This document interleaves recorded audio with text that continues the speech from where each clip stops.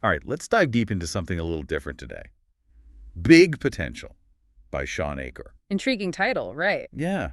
I mean, we're all about potential here, but Achor takes a unique angle. Not your typical self-help, that's for sure.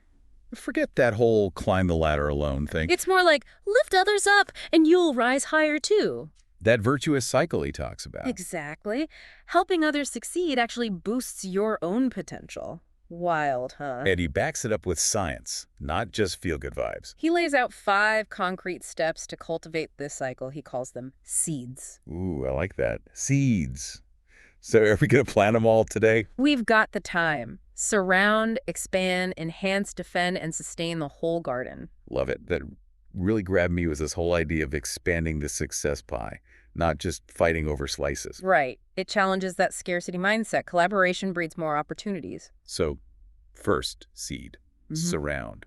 Achor uses this great analogy, a super bounce trampoline. Oh yeah, multiple people jumping, launching each other higher. He's saying the people we surround ourselves with have that same amplifying effect. It makes you think, who's on your trampoline? It makes you think about the environment you're working in, yeah. I'm already looking at my office differently, but it's not just about being around anybody. Nope. Diversity of perspectives is key. Achor breaks down 3 types of people we need. Hit me with it. Pillars, bridges, and extenders, each with their own vital role. Like a support system. Exactly. Pillars provide support and encouragement. They're your cheerleaders. Okay, pillars, got it.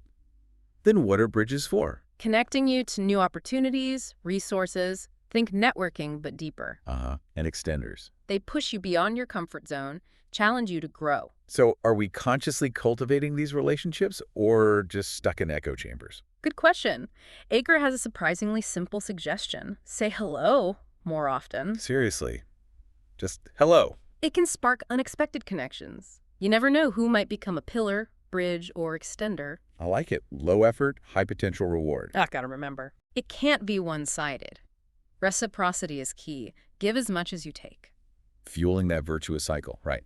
It creates shared purpose and a supportive environment. Speaking of expanding impact, seed number 2, expand. Ever feel like you can't make a difference because you're not in charge? Oh, I've been there. Achor argues that's a limiting belief. He introduces this idea of expanding power. It's about recognizing that leadership isn't tied to job titles. Anyone can influence and inspire. He uses the example of an orchestra musician. Not the conductor, but still making a difference. Contributing your unique talents. And to get those ideas heard, he talks about the elevated pitch. Not the elevator pitch. Nope, this one's about framing your ideas to resonate with what others care about. Speaking their language, connecting to their values. Exactly. And highlight progress along the way, give everyone a motivational boost. Showing their efforts matter. But what about when you're in a job that just doesn't feel meaningful? Happens to the best of us. Achor suggests creating a tour of meaning. Reframing your work to connect it to your values. Like a teacher might feel bogged down by grading papers, but if they reframe it as shaping future leaders, suddenly it's more inspiring. Okay, we've planted surround, expand. What's next? Enhance. Yeah. Enhance. This one dives into praise. Do we hoard it or share it freely? Good question. Achor says praise is a powerful tool. It triggers that virtuous cycle. Makes sense. Boosts confidence, motivation, leads to more success, more praise. Exactly. But he distinguishes between types of praise. There's comparison praise, which can be harmful. Like putting others down to lift someone up. Right. And then there's the kind that focuses on future potential, encourages growth. So instead of saying you're the smartest, it's more like, I can see you becoming a leader because of how you approach challenges. much better. Achor even suggests ditching superlatives altogether. Focus on effort, improvement, specific actions. He talks about these hidden 31 naturally optimistic people who don't speak up enough. Untapped praise potential. We can all encourage them to share their positive observations. Create a more supportive environment. Okay, so we've got surround, expand, enhance. But what about negativity? That's where defend comes in. And Achor's analogy is pretty striking. Negativity is like secondhand smoke. Wow, that's powerful. It affects us even if we're not the ones creating it. Exactly. He suggests building moats to limit exposure and strongholds to boost resilience. Give me some real-life examples of those. Sure. A moat could be avoiding news or social media at certain times. Okay, makes sense. Creating boundaries. Right.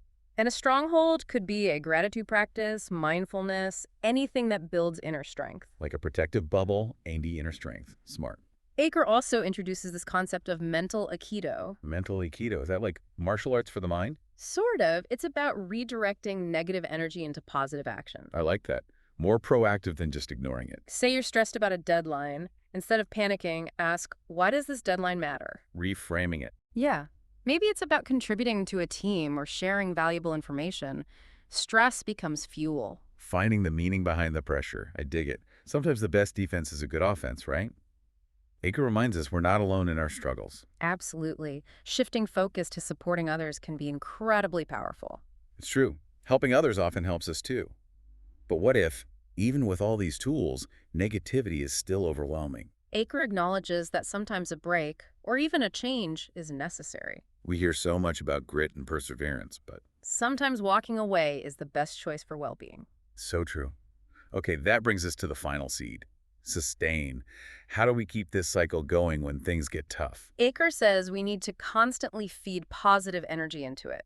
Revisit that tour of meaning. Remember why your work matters. Tap into deeper inspiration.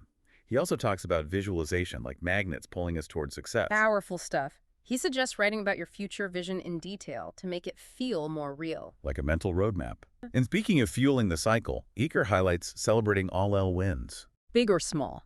He mentions Toyota's North American Parts Center. They had a program celebrating employee strengths. Yeah. 6% increase in productivity, just from acknowledging and celebrating achievements. Wow, that's impressive. So we've covered all 5 seeds: surround, expand, enhance, defend, sustain. It's amazing how they all work together. A recipe for big potential, for sure. And it's not just about individual success, it's about collective flourishing. Helping others reach their potential unlocks even more for us. Out of all this, what resonated most with you? Tough one. I think mental aikido really stood out for me. Yeah, it's such a practical approach to negativity. We often try to ignore those thoughts and feelings, but mental aikido is about transforming them. Like mental alchemy, turning lead into gold. It's about recognizing we have a choice in how we respond to challenges. I'm also drawn to the tour of meaning, finding purpose, even in mundane tasks. Connecting to your values and the bigger picture, that's something we can all do. This deep dive has given me so much to think about, and I appreciate the emphasis on collaboration. We're all in this together. Lifting each other up creates a ripple effect of positive change.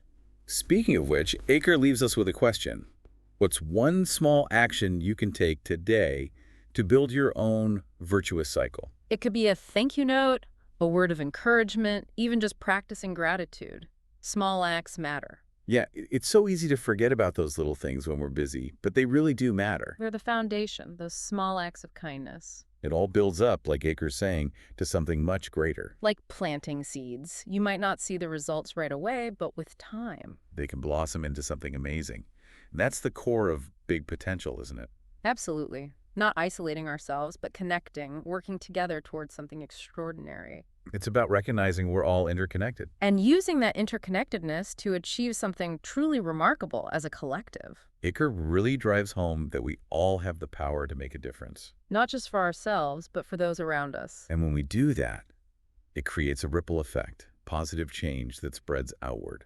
Transforming communities, organizations, even the world. Well, this deep dive has certainly left me inspired, ready to unleash my own big potential. How about you? Definitely feeling energized. I hope our listeners are feeling the same way.